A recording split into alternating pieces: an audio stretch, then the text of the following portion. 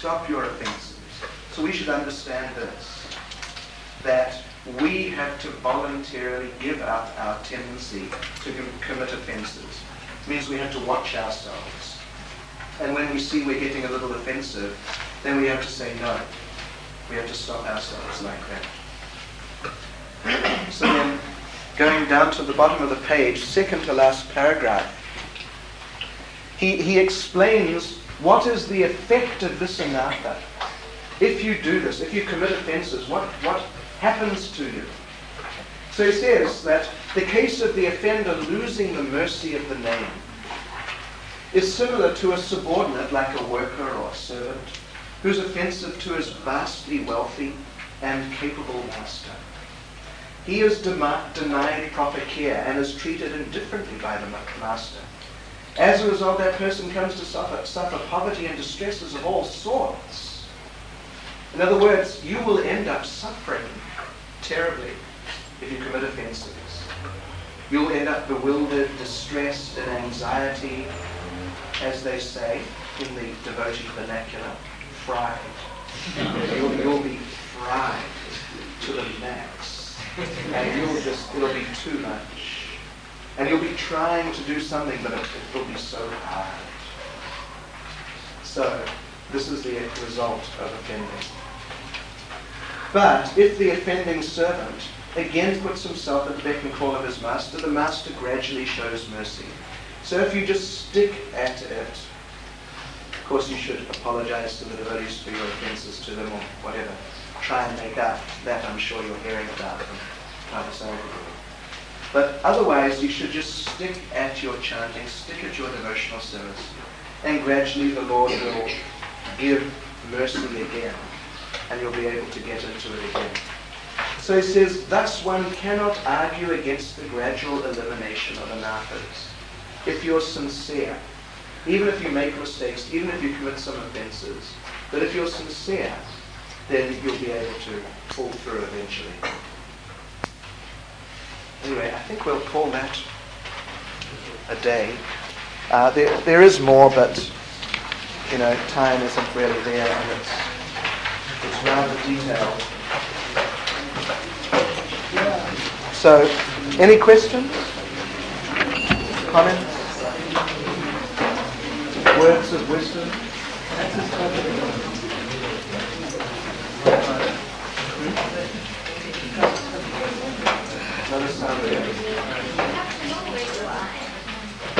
Do you have to know where you are?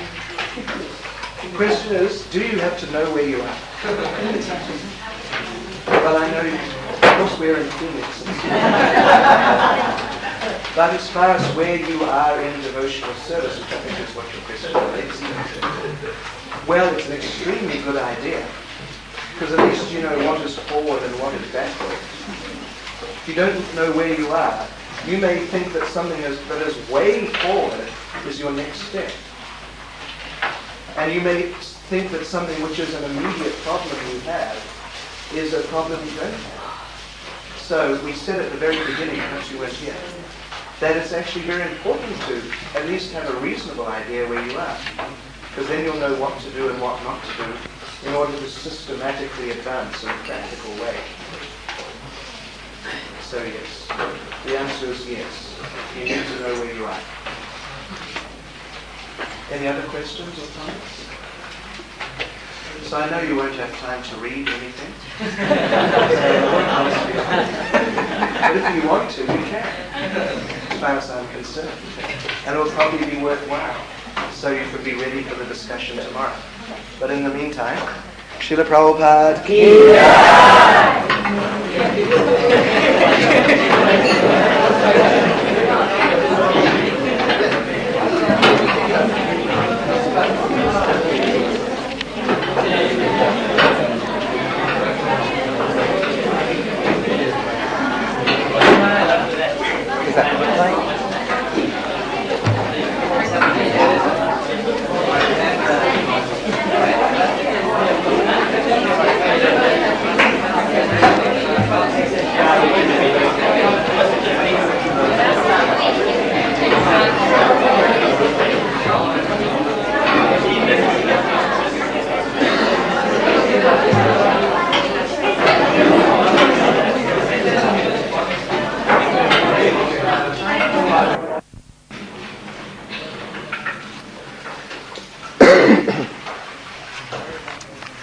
So today we're going on with our discussion of Madhurya Kadambini.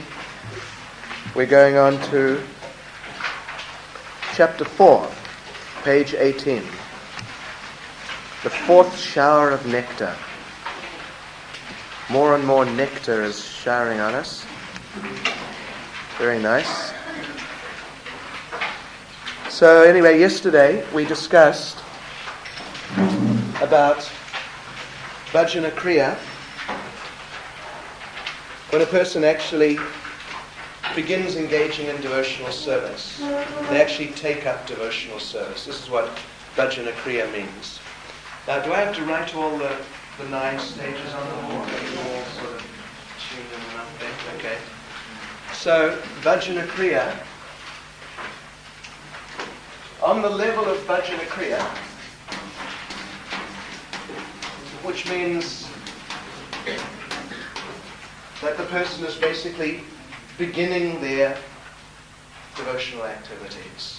They're not experienced at all, but at least they have begun and they're seriously engaging in devotional service. So there are 6 types of problems, you could say, or 6 types of obstacles. I won't write them all, but Utsahamai was one, then Ganatarana, Vyuda Vikalpa, Shaya Sangara, then Niyana Akshara, and Taranga Rangani. Yeah. So these are obstacles. But we say they're kind of like childish obstacles. They're really more related at least to the earlier stages of devotional service.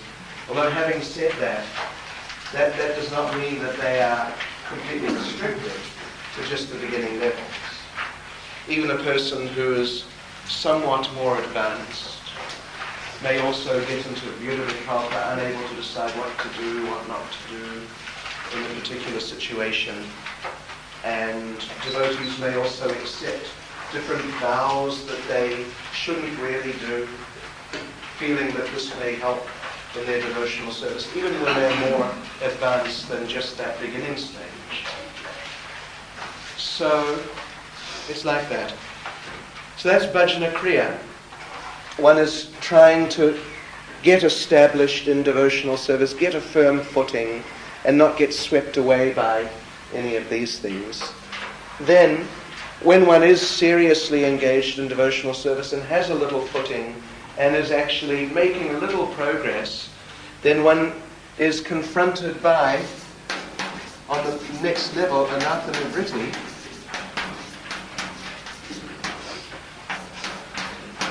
with like deeper problems, you could say.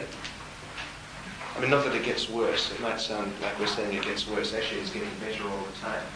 But it just becomes apparent. These things become more apparent that they exist. So there are 4 types of anathas, as we discussed yesterday, coming from our previous sin, our previous piety, from offences, and our, you could say, our mistakes. From our mistakes. So we're trying to practice devotional service, but we don't always know what to do in some situation. So we may make a wrong decision, but it's not really an offense, but it is something which isn't really the right thing. And it may have certain consequences.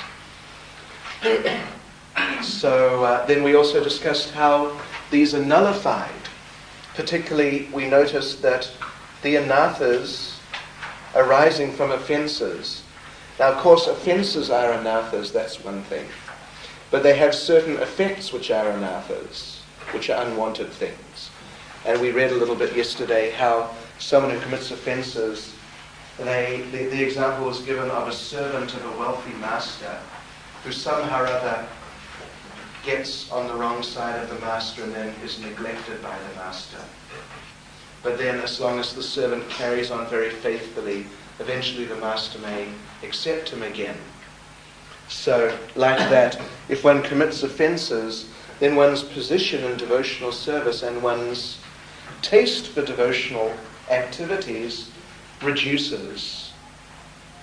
so that one may chant and chant and chant even. But one is finding it a big struggle, like this. So the effects of these anathas, they can linger on for a long time. On the level of nishta, of course, there's a fairly significant eradication of anathas due to offences. Fairly significant. Although it only really becomes more complete on the level of prema and absolute when you directly enter into your eternal relationship with the Lord. Then, sin and piety, they are overcome quite quickly. By the time you get to nishta, more or less they're overcome, and they're absolutely overcome on the level of ruchi. And your mistakes, a similar type of situation. On the level of nishta, they're more or less completely removed, and then apparently on the level of asakti, they're absolutely removed. But, at least in the cases of these three, 1, 2, and 4, by the time you get to the level of nishta, nishta means steadiness, being fixed in devotional service. By the time you get to that stage, the effects of all these things, your tendencies towards, or the effects of these things, is to a very large extent gone. And even the effects, when you get to the level of nishta, being fixed, this will indicate that you are not committing any more offences at least. Otherwise, if you're committing offences, that means you're not fixed, because offences are not part of being fixed, they're the opposite. So, on the level of anatha nivritti, you may still be committing offences, but of course it'll be lessening, because on the level of anatha nivritti, you're trying to nullify the unwanted things.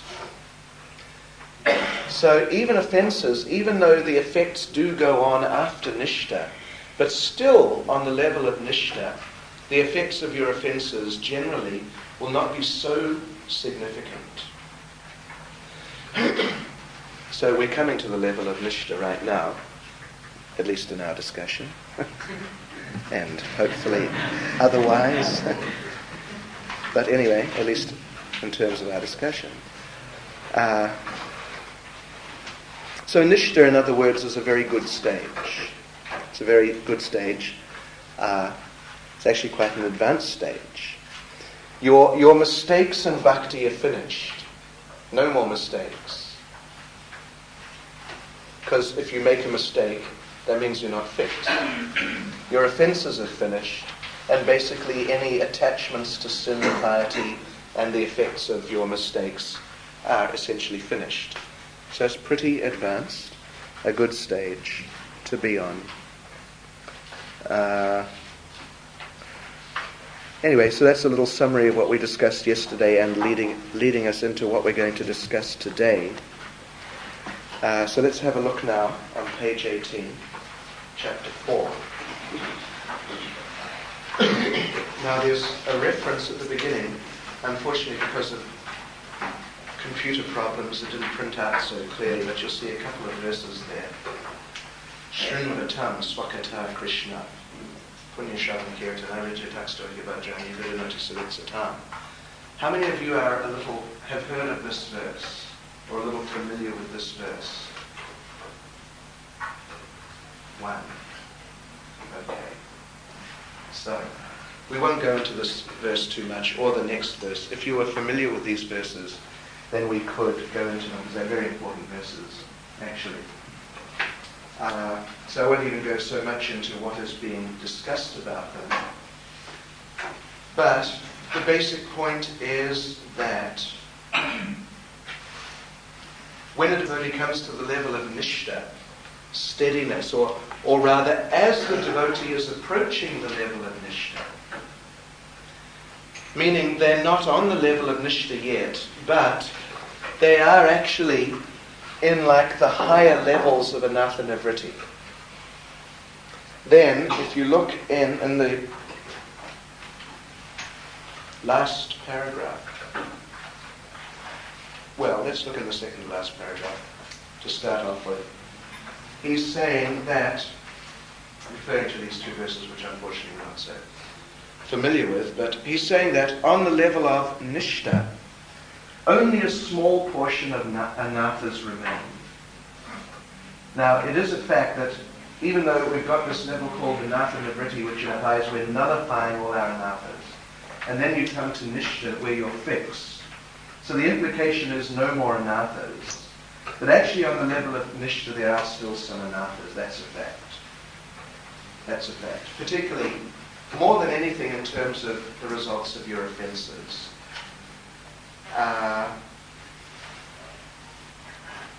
Then let us just, in order to tie this in,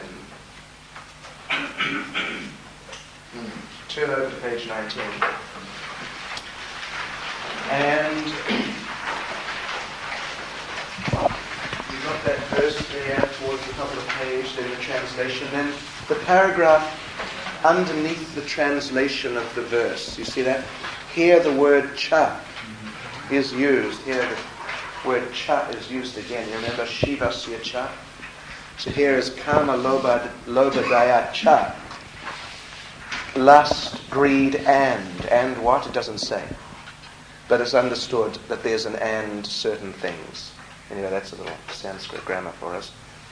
Sanskrit is a very brief language. So it's not saying and what, but we understand that means and other problems. Lust, anger, greed, and many other things. Anyway, here we say, here the word cha is used in its collective sense, and so on. Thus, on the stage of nishta, the modes of ignorance and passion are no longer present. However, these certain words, etar anavidam, indicate that some impurities are still present to some slight degree at the stage of nishta, but they're not really obstacles. Therefore, nishta means nishta, that the devotee is steady, even though some anathas are still there. You get the sense? That not that the anathas are gone, therefore steadiness is there. But that steadiness is there, even though some anathas are still present, but they're not present enough to make a big difference. So therefore, generally, a devotee on the level of nishta will not fall down, will never fall down. The devotee on the level of nishta generally will never fall down.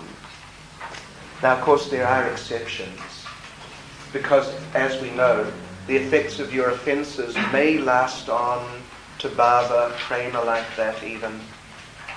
Can any of you think of an example of one devotee, those of you who have read Srimad Bhagavatam at least, one devotee who was well beyond nishta, but he fell down? Very good. Maharaj Bharat, in the 5th canto. He was on the level of bhava, or at least the beginning stages of bhava. But he fell down, became attached to a deer. I'm sure you've all at least heard of the story. Became attached to a deer, and then he became a deer in his next life. So he really fell down. And actually he was well beyond nishta, on the level of bhava, which was very advanced. So, why? Actually, the Bhagavatam doesn't really offer an explanation of exactly how it happened. Obviously, something arose from his heart and he got overpowered by it. But exactly how it happened isn't explained in the Bhagavatam. But from this explanation here, we can understand that it must have been the results of some previous offences. Because all the effects of his previous sin, piety, and minor mistakes in devotional service were already absolutely removed, totally non-existent within his heart. Anyway, his example is there, that's a fact. But still we should know that essentially anyone who's on the level of nishta, what to speak of bhava, it's extremely unlikely they're going to fall down. Actually, the great majority of their impurities and weaknesses, deficiencies, lackings, any things which might cause them to fall down, the great majority of those things are gone. almost completely, but not quite completely. So that means that when a person comes to the level of Nishta, advancement is very fast. Up to the level of Nishta, when you're going through your Utsaha Mai, your Ganatarala, your Vyuddha Vikalpas, and having struggled through them, coming face to face with the anathas arising from your previous sins and all the rest of it, actually, you may stay there on those levels for many lifetimes. If you're not serious. If you're serious, then you can also go through quickly. But if you're not so serious, if you're not really serious, I mean, you have to be really serious, actually. It's a fact. If you're not really serious, then it's not like there's going to be some automatic process that you're just going to find yourself going higher and higher. There's one verse spoken by, I don't know if it's Lord Chaitanya himself, but it's in Chaitanya Charitamrita. Bahu Janma Kari Yadi Shravana Kirtana something, how does it go? Something or other.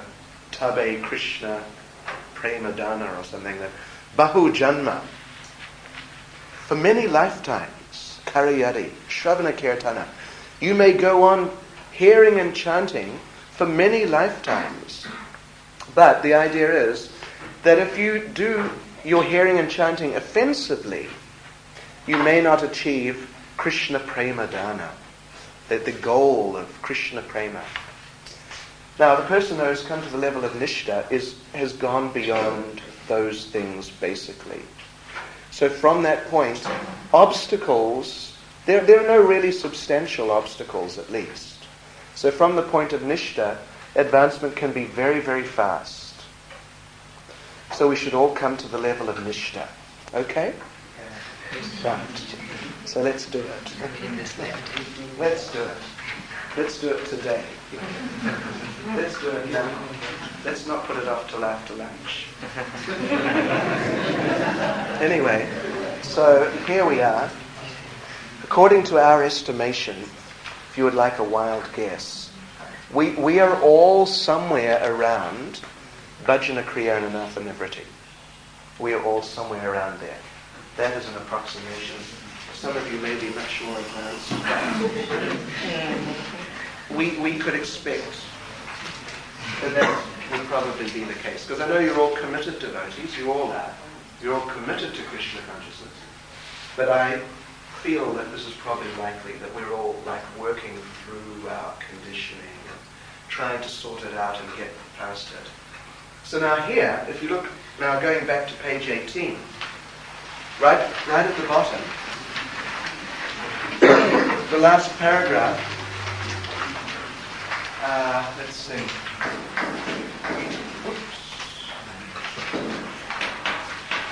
So he talks about, you could say they're like 5 final obstacles, five final manifestations of anatha that the devotee will be confronted with before actually finally getting to Nishta. So they're like the last sort of hang-ups before getting to Nishta. And they're listed out there. You can number them 1 to 5. Laya. You see that there? Laya, Viksheta, and Apati. So mark these 1 to 5 and learn them, or at least make a note of where they are, so when we have our test, you can get the answer right. Kashaya, and what was it? Rasasvara. So these are like, you could say, refined anathas. We're getting more refined here. These are anathas also, these 6 under Bhajana Kriya, they're definitely anathas. The ones under Anatha Nivritti, those 4, they're more substantial and deeper. And these 5 here, these are like the last traces of anatha that a person will experience as the person is just sort of about to come to the level of Nishta. So now if we turn the page again, back to page 19. In the first paragraph, he gives a little more extensive explanation of what each one is than what you got in the last paragraph of the previous page. So laya, what is laya? Sleep, and not just sleep. I mean, you have to sleep. But laya refers to the tendency to sleep during, first of all, chanting, then hearing, then remembering, and it's interesting, in order of increasing tendency. In other words, you're least likely to fall asleep in the middle of a kirtan. I would hope you would. It would appear that some people do. But now when it comes to hearing, like you're all hearing now, if I was just sitting down here and sort of mumbling away to myself, we might all fall asleep, including me. And I want to speak of when you're just remembering Krishna, just like a meditation, thinking of some pastime or some philosophy or something like that. So he's saying that there's an increasing tendency, less with kirtan, more with hearing, and more when it's just mental, just remembering. So laya refers to that tendency. There was one devotee. Anyway, there's so many stories about devotees falling asleep. I don't know, we should go into it. There was one devotee who was fanning one of our spiritual masters once. And I don't know exactly how it was working, but he was sort of up on a raised level next to me. And he was fanning. And he fell asleep. And he fell right on the back. And went rolling down. And ended up on the ground. So devotees fall asleep. They're trying to reduce their sleep. Karmis, they sleep for hours and hours. And if they need to, they take a pill to keep them awake if they have to. But devotees don't do things like that. So, yeah.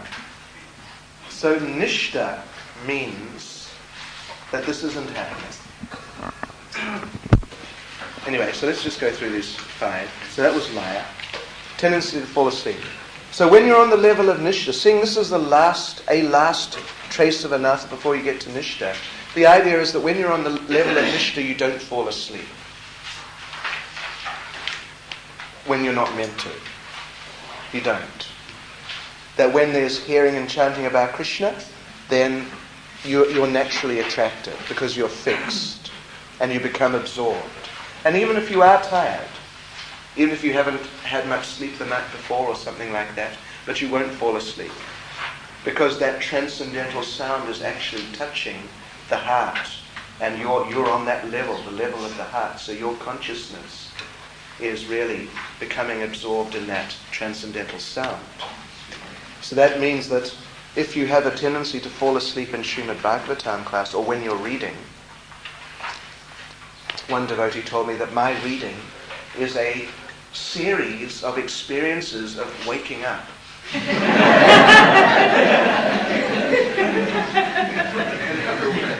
doesn't even know that he's falling asleep.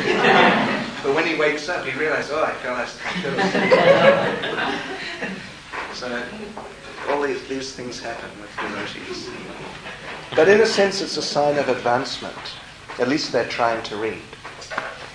So then vikshepa means that you're engaged in your service. He gives the example that you're chanting japa. But then someone comes along and you get distracted. Someone comes walking in with the latest magazine of a certain type that you have had some interest in. Time magazine or some movie magazine or whatever, something. And you're sitting there chanting, but then you see, there goes the magazine.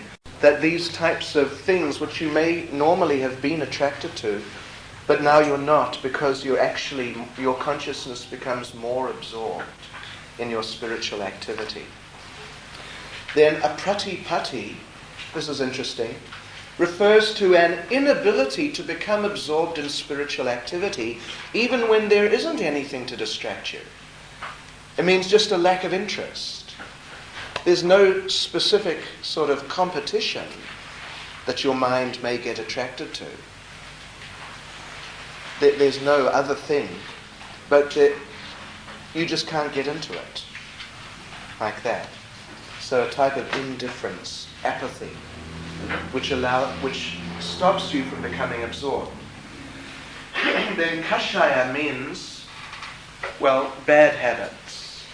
Sometimes you may get a little irritated with people when there's no real need, or a little proud, like this. Traces of these bad psychological habits. Then rasasvada. This refers actually to the tendency to become sensual, that you may remember some previous experience, something like that, of sense gratification, and so your mind then starts drifting into that rather than being absorbed in the Krishna conscious activity. But we're talking here more like traces of these things.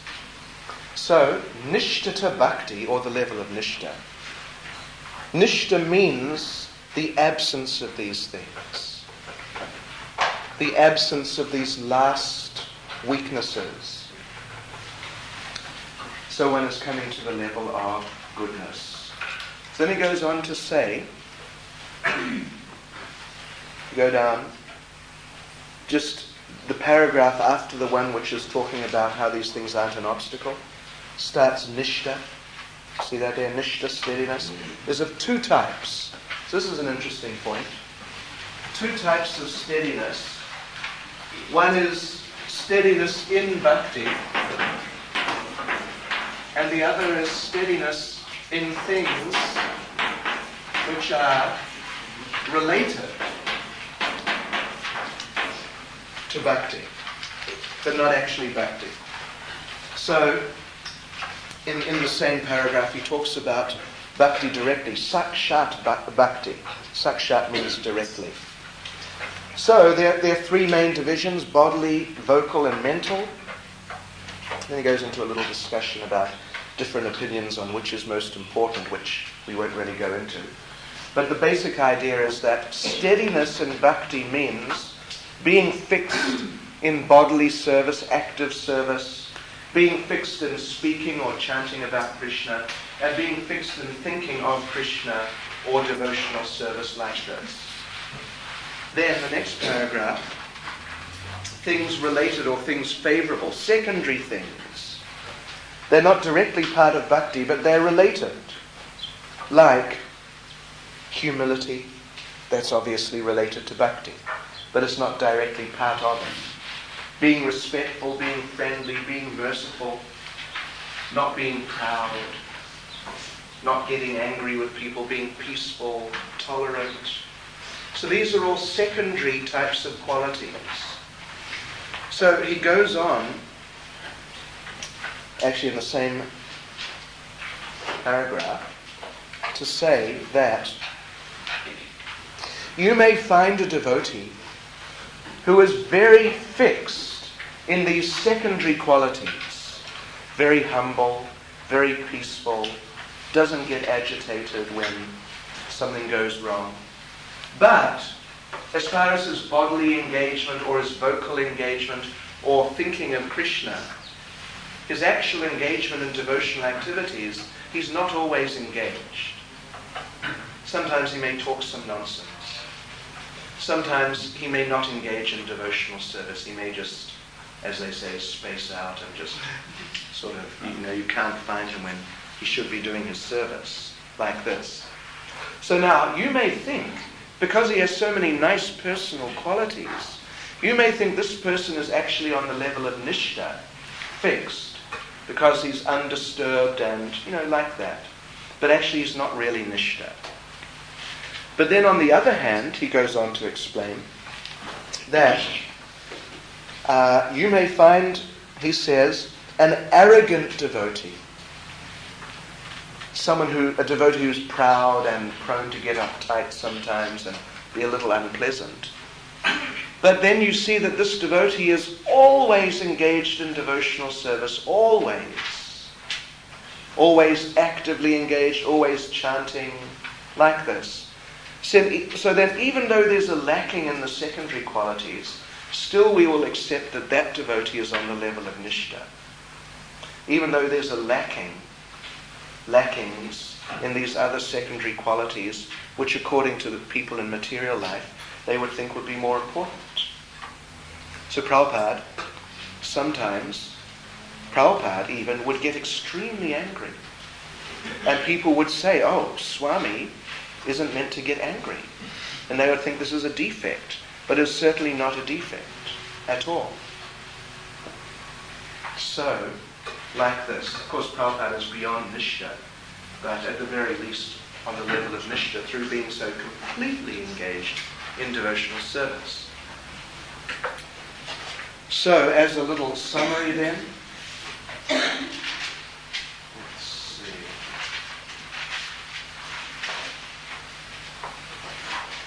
So, a summary, last paragraph, sums it up very nicely.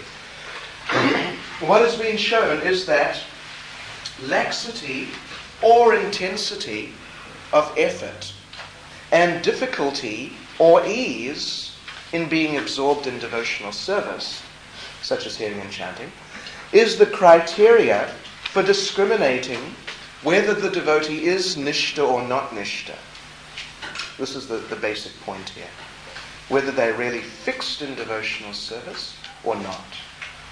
So nishta means pure devotional service. Nishta means pure devotional service. There's nothing else. Simply devotional service. Simply fixed always in devotional service. So nishta is a very advanced level actually. So now let's go on to ruchi. We're now going into some pretty high levels of devotional service. Ruchi means taste. The idea is that the devotee is now fixed in devotional service. So when you're fixed in devotional service, naturally taste will be there. Naturally. Because devotional service means that one is absorbed on the spiritual platform. And spirit means blissful, Satchit Ananda. So naturally a taste will be there. There's a nice, at the bottom of page 19, there's a nice description, very nice description of some of the basic symptoms or characteristics. When the devotee takes in his heart the golden medallion of bhakti, shining effulgently by the fire of steady practice, nishta, and propelled by its own energy, ruchi appears in the heart. A taste appears in the heart.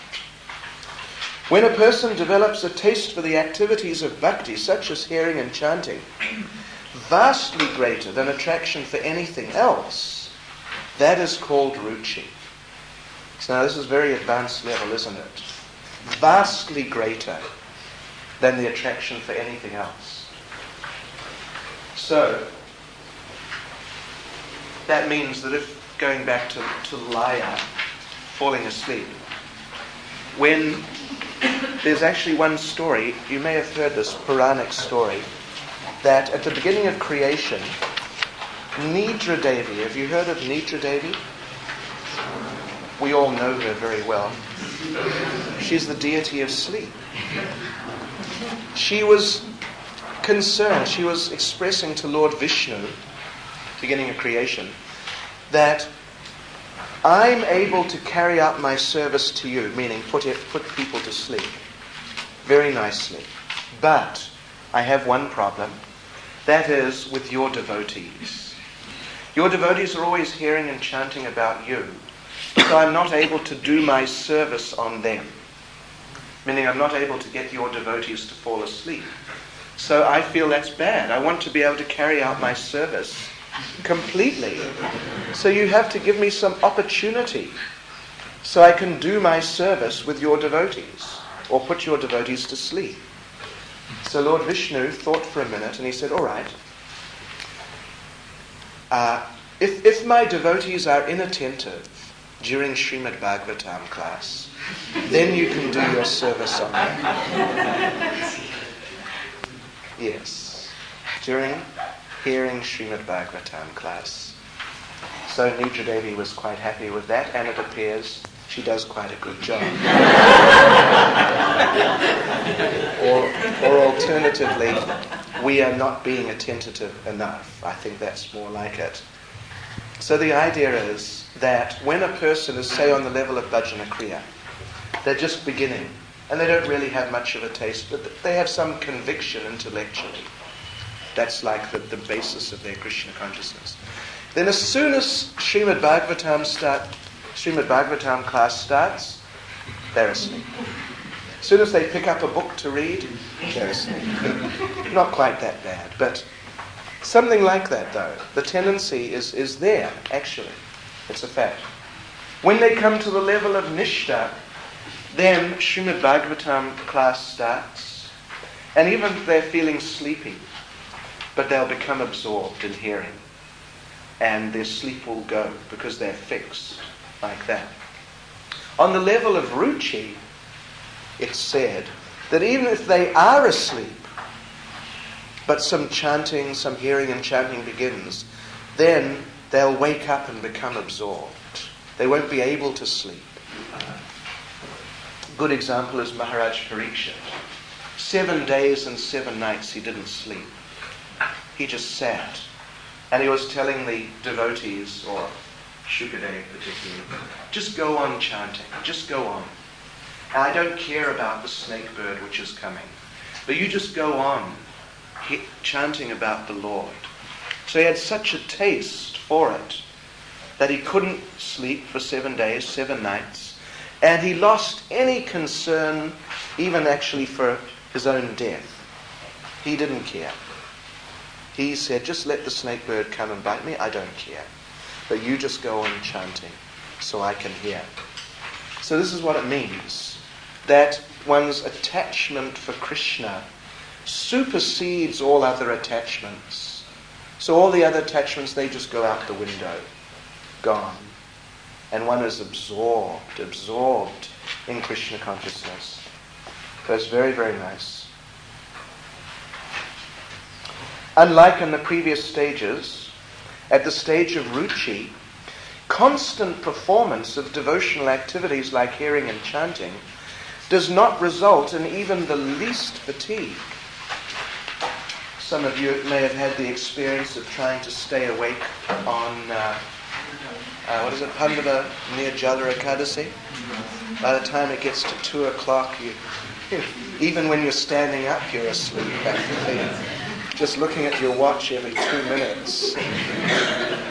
When will Mangalati come, and then I can take rest afterwards? But ruchi means that there's not even the slightest trace of fatigue as long as one is engaged in devotional service. Then turning over to page 20, ruchi quickly produces an intense addiction to the activities of bhakti. The devotee, because of this taste, very powerful taste of nectar from all devotional activities, the devotee cannot do without it. The devotee must hear and chant about Krishna and be engaged in devotional service. There's no question of spacing out or just, drifting off here and there. No question of it at all. Very advanced. So then in the next paragraph he gives a very nice example, very practical example.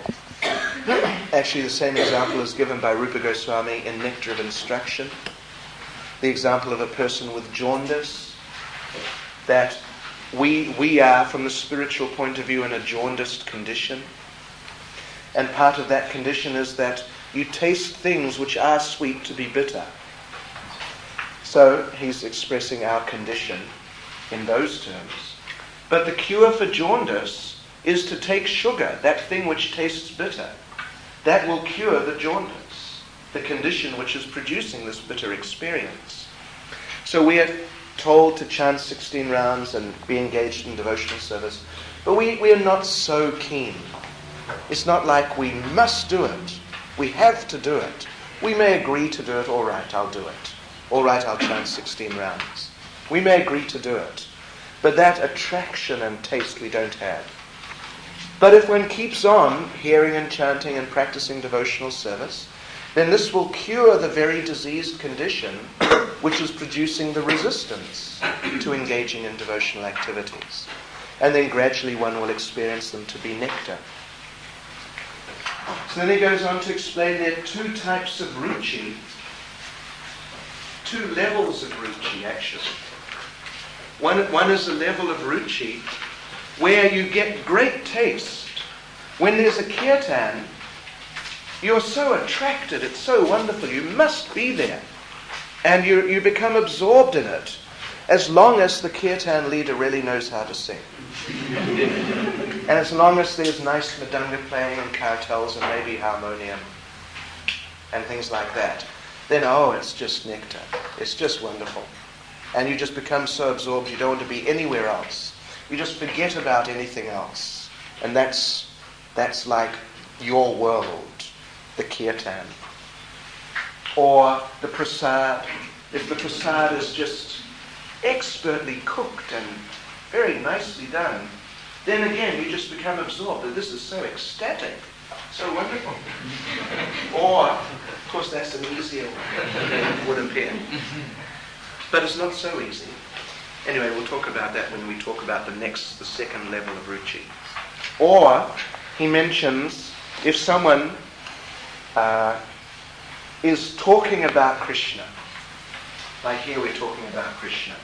So now if I was talking about Krishna in a very poetic way, with all sorts of embellishments and, just in a very sophisticated and wonderful way, then such a person would be thinking, wow, this is just ecstatic.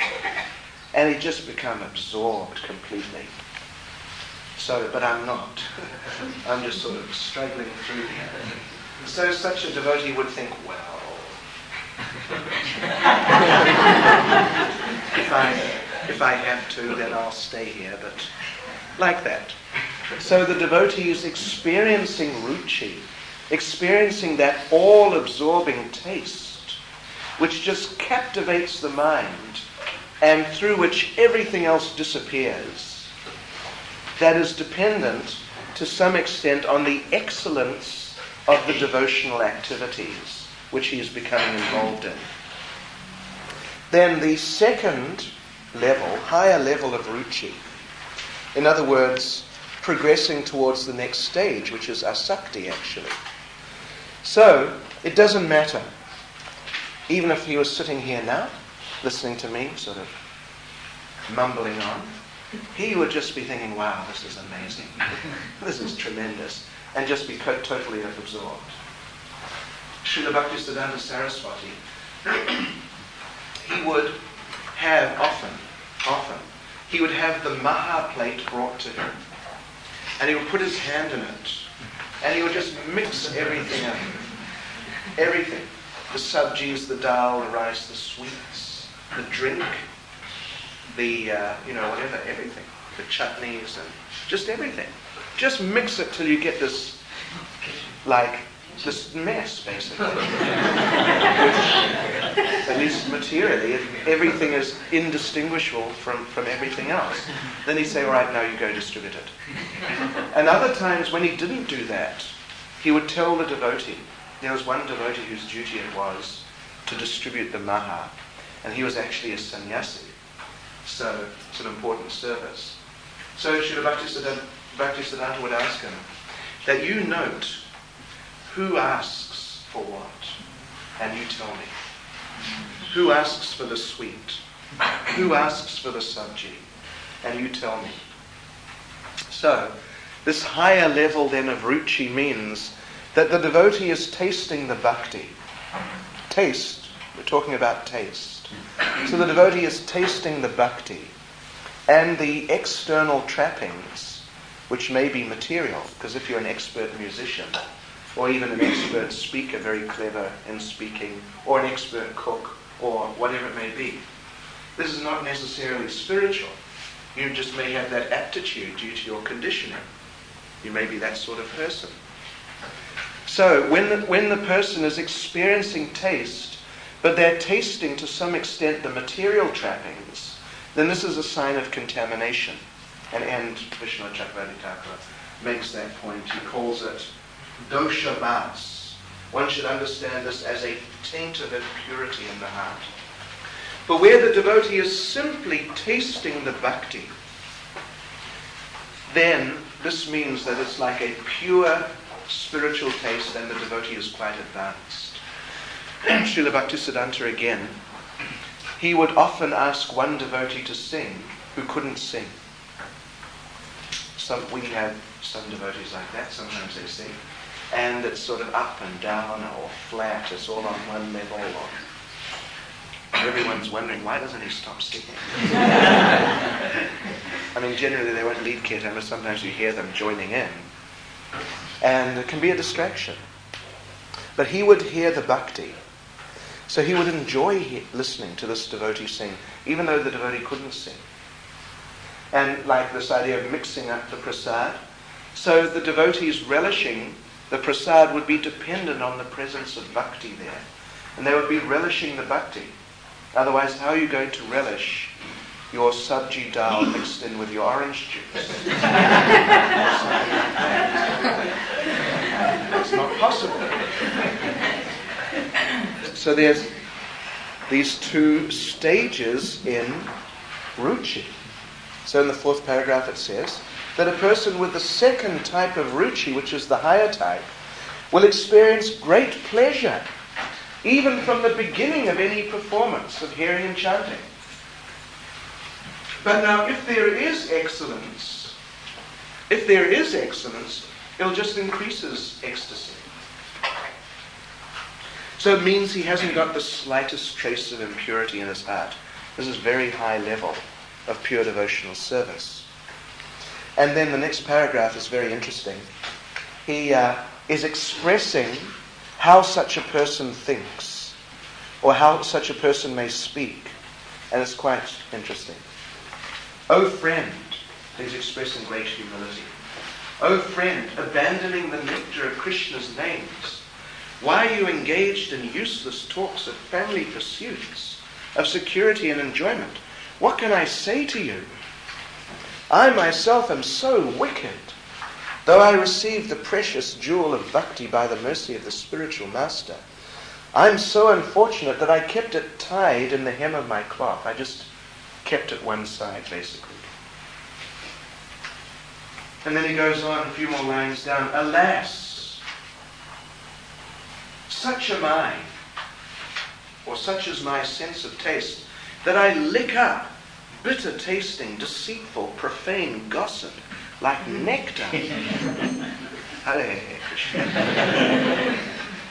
But I remain apathetic when it comes to the names, qualities, pastimes of the Lord. How unfortunate am I? When I start to hear about the Lord, I comfortably fall asleep. And at the opportunity for vulgar discussion, I prick up my ears and become wide awake. In this way, I've always contaminated the assembly of the devotees. Anyway, so he goes on like this. In this way, repenting his previous state of consciousness, someday at some place, the devotee becomes like a bee, tasting ruchi, tasting the nectar of the fruit of the Madhurya Kadambini, the cloud bank of nectar. So this is taste. This is taste. Now, of course, one point. Throughout this thing repeatedly became like a attraction for hearing and chanting. Does it specifically refer to these two or to the process of? That's all of them. But hearing and chanting are the first two. Yeah. And if you don't have an attachment for hearing and chanting, you can't. There's a hierarchy. You can't really get an attachment for the others. Therefore, he's referring to hearing and chanting so much. Yeah. They're like the foundation activities, hearing and chanting. Harinam, Harinam, Harinam, and the Kedanam. It's the only way, really. Everything else is supported by that. Sometimes you find in the kirtan, like J. Swami took up this issue also when he was here. But he wrote a report to the GBC about it being too loud and noisy. Right. So could you comment on that in the light of Yeah. just taste? See, it's not exactly related in the sense that he's concerned about health. It's a genuine health matter, apparently. I don't know much about it, but according to what he has researched, if we have our kirtan, but if it's too loud, then it may cause permanent physical damage. And in the future, that may affect our ability to hear and chant about Krishna. Yeah. So, it's not that he's lacking taste, therefore he's objecting. No, actually he likes it. But he doesn't want the danger of this. In fact, I know one devotee, not actually through kirtan, but previously he was involved with guns as a hobby or sport like that, shooting. So, he damaged his eardrums. Now, if you play cartels like we were, just one set of cartels, and it's not terribly strong sound, but it's totally intolerable for him. So he wears these ear muffs, like what people who shoot wear. I don't know if you know what I mean. Yeah. It's like headphones, sort of, but they're not headphones. It's just to insulate his ears from sound, because it causes intense pain to his ears if you just play cartels just one time. It's apparently. So this is the concern of Jayadvaita Swami. But I don't think that he is lacking in taste. Anyway, it sounded like insinuated that it's not, I didn't. I was just trying to clarify where we would stand if we also had An objection. like that to allow kirtan. Yeah. Yeah, well, see, we're on the level of Vaidhi Sadhana Bhakti, and we're meant to be Madhyamadhikaris, or trying to be or become. So that means we have to use our discrimination about what is helpful and what isn't helpful in devotional service. So like that type of thinking, it's a matter of using the discrimination to see what is really helpful in the longer run.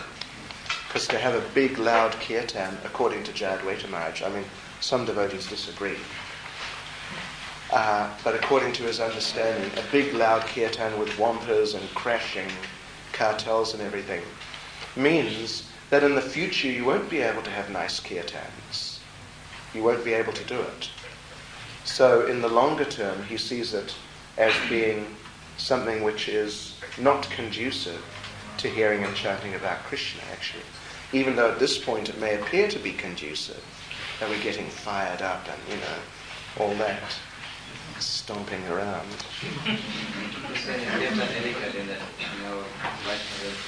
Uh-huh. It stated that we should not play these instruments so because of pain. Right. Yes. We are sometimes a little short on etiquette, though. A little more on the side of enthusiasm. A little shorter on the side of, sophistication, taste, maturity, like that. So let us go on. How are we doing? Oh, we're doing extremely well. My Lord. We're going to finish early. Does these qualities, laya, sepa, does it progress as one advances in Krishna consciousness? Like they become less. They become less. Yes. They become more apparent. Yes, well, see, as a person is approaching Nishta, then these other things will be mainly non-existent. So the main obstacles that he practically won't be facing obstacles because he's coming to the level of Nishta. But the only obstacles which will really be there will be these. Now, of course, earlier on, back around here or particularly back there, it's not that the devotee will not be falling asleep at the wrong time. The devotee will be doing it a lot more. So actually these things have been reducing. They will have been existing, but reducing. But by the time the person is approaching Nishta, they'll be just about the only problems that the devotee has. You follow the idea? The others, like, say, just being a... Anyway, the others basically will be more or less non-existent. The tendency to become offensive, one won't have that tendency. It'll be basically gone. Yeah. So that's the idea. So let us go on now to asakti. Asakti is the level that immediately